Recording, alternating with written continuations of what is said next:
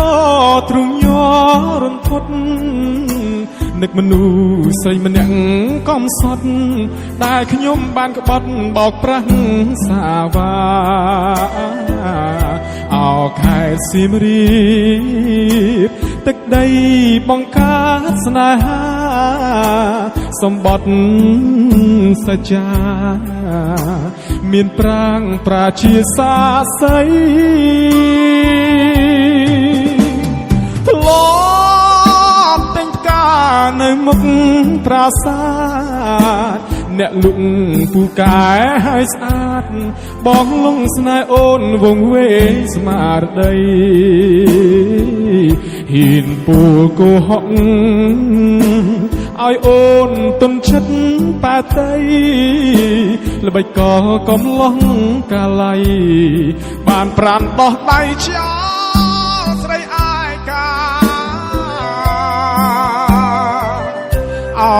បូផាអើយបូផាអង្គទ្រង់បងវឹកវរឮថាអូនឈរចាំគ្រប់វេលាចាំបងវិលវិញរៀបការនឹងគ្នាឮហើយទ្រង់សែនក្រំគ្រាអាណិតពំញាខ្លាំងណាស់ណាថ្លៃប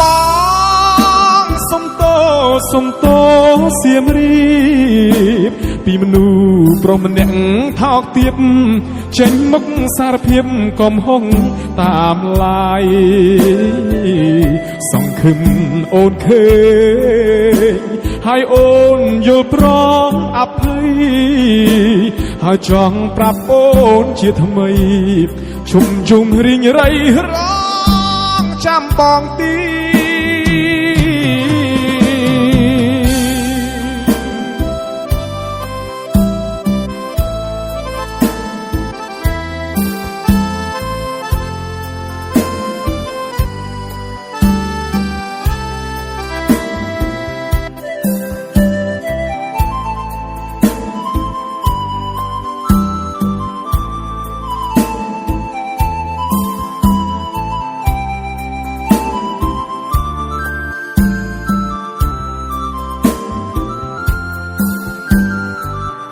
អោបូផាអើយបូផាអង្គទ្រង់បងវឹកវរឮថាអូនឈរចាំគ្រប់វេលាចាំបងវិលវិញរៀបការនឹងគ្នាឮហើយទ្រង់សែនក្រំគ្រាអាណិតពំញាខ្លាំងណាស់ណាថ្លៃ